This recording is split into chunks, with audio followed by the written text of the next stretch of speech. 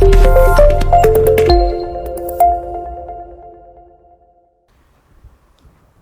warahmatullahi wabarakatuh. Selamat sore pemirsa Nagari TV. Bertemu lagi di Baskom. Di episode kali ini kita akan bahas banyak seputar pariwisata yang ada di Sumatera Barat pastinya.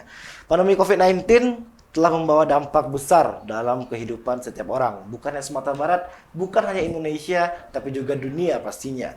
Salah satu dampak yang dirasakan pada perubahan yaitu pada pola konsumsi dan pola wisatawan yang datang ke Sumatera Barat pastinya. Diharuskan untuk beralih dari offline menuju online dan membuat masyarakat harus bisa berakselerasi untuk mengubah pola kehidupan ini. Dan pastinya sudah bersama kita salah satu narasumber sudah expert di bidangnya, Dekan dari Fakultas Ekonomi Universitas Tamsis Padang ya Pak ya. Selamat sore Pak Yuni Chandra. Selamat sore. Kita akrab panggilnya Pak Chan gitu ya. Gimana aktivitas hari ini Pak? Alhamdulillah berjalan baik. Berjalan baik pastinya ya. Dan tidak ada hal yang menghambat. Apalagi cuaca di Sumatera Barat sekarang lagi mendukung. Betul. Oke, sebelum ke tema Pak, kesibukannya apa nih Pak? Selain jadi dosen atau apa, ada kegiatan lain gitu ya Pak? Ya, kalau saya lebih banyak beraktivitas pertama sebagai dunia akademis, yang kedua lebih banyak berkegiatan sebagai dalam sebuah organisasi, organisasi kemasyarakatan, aktif juga di kegiatan-kegiatan sosial lainnya. Itu Pak. Pastinya tadi kita ngobrol di belakang, Bapak juga lagi fokus di bidang pariwisata yang sustainable. Bisa diceritakan nggak seperti apa sih Pak sebenarnya gitu? Ya, begini, kalau saya berbicara tentang itu pariwisata, ini memang rencana disertasi saya. Ya, kalau saya sedang kuliah di Kajian Lingkungan dan Pembangunan Universitas Mahasiswa Universitas Negeri Padang, saat ini sudah masuk pada semester 3. Rencana saya memang meneliti tentang sustainable tourism. Nah, saya melihat bagaimana pariwisata itu berkelanjutan. Nah, kalau kita membangun sebuah pariwisata bersifat parsial dan itu tidak akan berjalan lama, tetapi bagaimana keberlanjutan dari sebuah pariwisata itu. Nah, dari situ kita bisa melihat bagaimana dengan aspek ekonomi yang akan dihasilkan, lingkungan dan sosialnya. Nah, jadi kalau kita berbicara tentang aspek ekonomi, memang pariwisata itu merupakan sumber pendapatan yang harusnya dioptimalkan di Sumatera Barat. Kita tidak mempunyai sumber daya alam yang mumpuni seperti di Riau, dia punya migas dan yang lainnya. Sementara kita hanya mengandalkan satu saja, yaitu semen Padang. Nah, kalau itu tidak ada lagi, maka Sumatera Barat akan kehilangan sumber daya alam dan sumber pendapatan. Nah, pariwisata lah yang harus kita optimalkan. Nah, di pariwisata ini kita tidak kalah jauh dibandingkan dengan daerah-daerah lain yang ada di Indonesia maupun di luar negeri. Kita punya Mande, kita punya Pantai Air Manis dengan legendanya Batu Maling Kundang. Kita punya Menhir di Tanda Datar. Kita punya Jembatan Akar dan itu sangat unik sekali. Di dunia hanya 4 kalau saya baca referensinya. Dan kita punya Rumah Gadang dan Geopark Sloke, dan itu menjadi prioritas Sumatera Barat ke depannya. Dan itu juga menjadi daya tarik tersendiri datang, yang datang ke Sumatera Barat. Nah, itu dan dari situ kalau memang kita bisa optimalkan dan itu bisa menjadi sumber pendapatan bagi masyarakat, minimal masyarakat yang berada di sekitar destinasi itu. Berarti artinya sustainable bukannya masalah destinasi saja, tapi apa yang akan dirasakan, apa yang akan diberikan setelah itunya gitu ya. Ya betul. Betul sekali. Nah, jadi begini, kalau kita melihat berbicara tentang sustainable itu, saya berbicara tentang ekonomi tadi adalah bagaimana masyarakat sadar bahwa pariwisata itu menjanjikan aspek ekonomi mereka sendiri.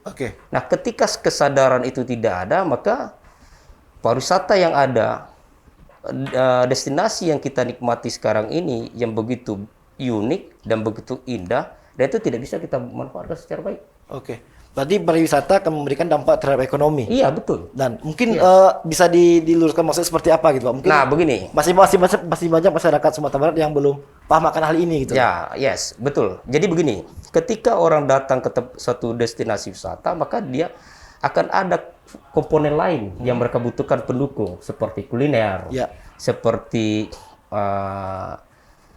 souvenir Ya. dan lain-lain sebagainya. Nah, ketika ini bisa kita berdayakan, maka itu akan menumbuhkan ekonomi masyarakat sekitar. Oke. Tetapi sangat kita sayangkan masyarakat itu sendiri kurang welcome Oke. terhadap destinasinya, Oke. terhadap kedatangan wisata itu sendiri.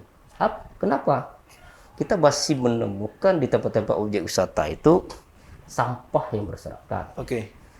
Terus harga yang belum terkendali. Ya. Yang ketiga adalah sarana penunjang. Bagi umat muslim, dia membutuhkan musola yang representatif, Ya. toilet yang bersih. Nah, coba kita lihat di tempat-tempat wisata yang ada di Sumatera Barat ini. Oke. Bagaimana dengan masjidnya? Bagaimana dengan tempat toiletnya? Memang kita akui saat ini di Kota Padang itu sudah ada 2 masjid yang berada di Taplau. Ya. Tetapi itu belum mampu dioptimalkan secara baik karena tingkat ketertampungannya belum memenuhi. Nah, justru itu memang harus ada musola-musola penyanggah yang berada di tengah-tengah. Berarti sarana dan prasarananya harus Iya, dilengkapi gitu harus ya, Pak? dilengkapi. Fasilitas juga, Oke. sarana dan prasarana, dan begitu juga perilaku masyarakat untuk menerima wisatawan itu. Perilaku masyarakat. Iya, perilaku Oke. masyarakat. Banyak kita melihat bagi masyarakat, bagi wisatawan itu keluhan.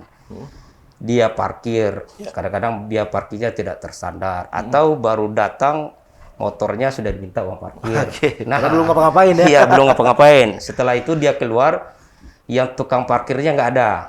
Silakan mobilnya keluar sendiri, motornya. Nah, gimana kondisinya kita tidak melihat kan? Iya, betul. Dan begitu juga harganya belum ada standarisasi. Nah, kadang-kadang pedagang ini yang sangat kita sayangkan, dia lihat wajah. Kalau perginya pakai mobil ya harganya Naik gitu ya. naik.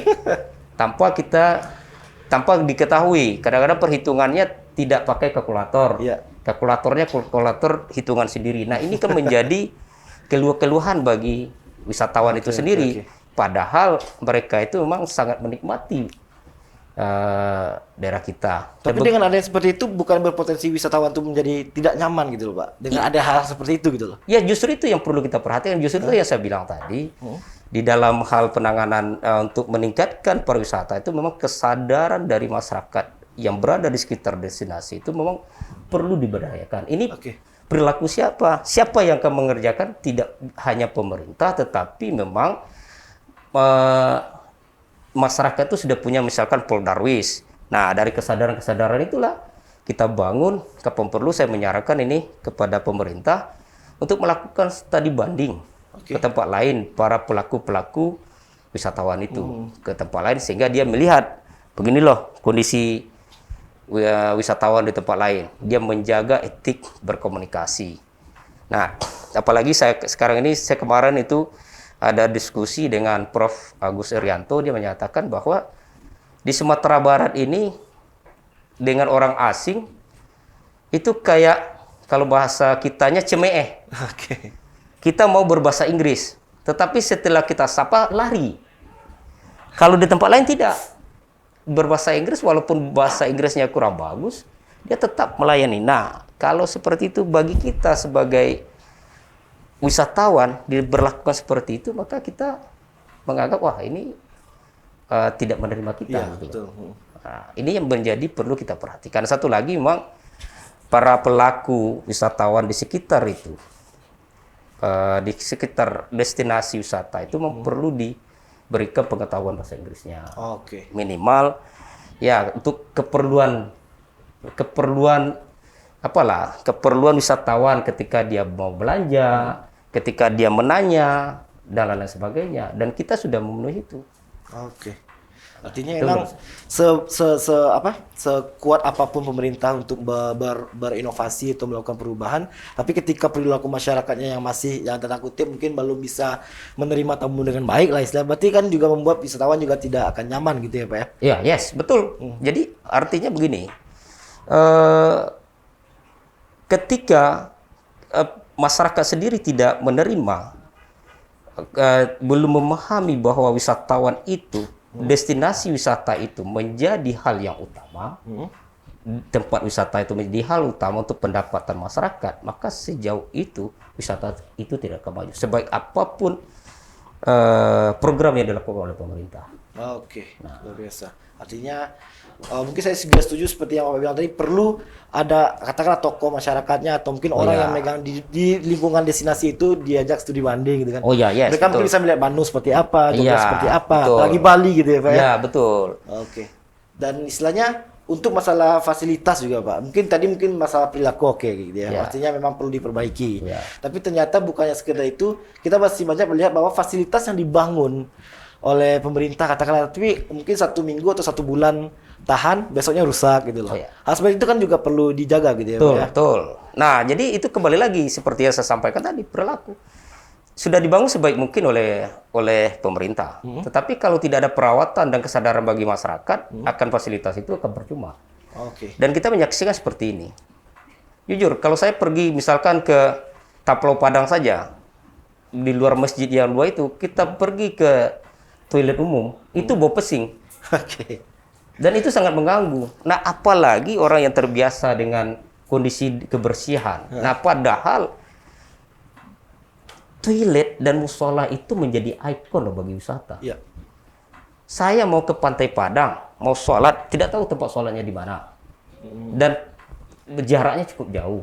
Nah, sementara saya datang ke masjid ini penuh. Saya datang ke masjid ujung penuh. Nah, tentu saya mencari fasilitas masjid yang lain. Nah, justru itu memang ketersediaan itu penting, dan begitu juga. Apalagi di masa pandemi ya, memang kita dianjurkan untuk menjaga protokol kesehatan. Nah, pertama adalah mencuci tangan. Nah, fasilitas mencuci tangan itu kita perhatikan lah. Tempatnya ada, tapi ketersediaan airnya, ketersediaan sabunnya gimana? Dan tempat tangannya, sarbetnya tidak disediakan. Itu sama aja bohong. Nah, padahal kita sangat mengapakan pariwisata itu ujung tombak dan akan menjadi sesuatu yang akan kita bangun. Mungkin mereka mikirnya, oh ini karena pandemi nggak bakal ada yang datang, makanya nggak dirawat tuh peralatan atau fasilitasnya. Ya, kalau menurut saya itu pernyataan yang kurang tepat. Iya, pariwisata itu perlu kita hidupkan, tetapi kita harus menjaga protokol kesehatan yang perlu kita perketat. Kalau tidak, mati. Apalagi dengan kehidupan masyarakat di kalangan menengah ke bawah. Artinya mungkin kesimpulannya Pak, kalau misalnya kita pengen mengubah mindset perilaku masyarakat untuk bisa menjaga destinasi wisata itu, apa yang harus dilakukan gitu Pak? Nah, kalau menurut saya salah satunya adalah empowerment, memberdayakan masyarakat setempat. Nah, kita di Sumatera Barat ini terkenal dengan 3 tungku sejarangan. Alim ulama, cadik pandai, penghulu gitu ya Pak ya? Ditambah dengan bunuh kandung dan pemuda. Nah, kini pertanyaan saya, pernahkah ini kita berdayakan? Pernahkah ini kita sentuh hatinya? Karena itu masih kental di daerah Sumatera Barat, di Minangkabau masih kental gitu ya Pak. Dan itu sudah menjadi kekuatan kita, gitu loh. Nah, kalau ini kita berdayakan sehingga muncul kesadaran. Kalau 3 tokoh ini muncul kesadaran, ditambah dengan bunuh kandung, ditambah dengan pemuda, saya hakul yakin, bukan yakin lagi, hakul yakin bahwa wisata di Sumatera Barat ini bisa berkembang. Kenapa? Masyarakat masih mendengarkan kata nenek mama. Kata nenek mama itu masyarakat masih mendengarkan. Dan itu alim ulama, cadik pandai, dia masih mendengarkan. Apalagi kita melihat di sekarang ini, paling banyak masyarakat khususnya di Sumatera Barat saya melihat itu pernyataan-pernyataan dari tokoh-tokoh agama. Alim ulama itu paling didengarkan. Pendapat-pendapat ulama itu. Nah, kalau ini yang disentuh dan diberdayakan, kapan perlu diajak studi banding ke tempat yang representatif, mereka mengetahui, dan itu tidak hanya bersifat sementara, tidak bersifat parsial, tetapi ini kontinu. Saya yakin, aku yakin pariwisata di Sumatera Barat ini makin maju ya Pak ya, dan destinasinya lebih terjaga. Dan itu akibatnya apa? Akan terjadi pertumbuhan ekonomi. Karena apa? Orang datang ke tempat wisata itu bukan membawa ondel-ondel, tapi dia bawa duit. Di situ dia akan belanjakan. Dan begitu juga di tempat-tempat wisata itu perlu disediakan souvenir, perlu disediakan kuliner yang menciri khas daerah tertentu. Artinya dia juga bakal membuka lapangan pekerjaan gitu Iya, ya. betul. Dan UMKM yang berada di sekitar Iya, itu juga betul. bakal hidup. Di masa pandemi kan UMKM yang bertahan. Yes, iya betul.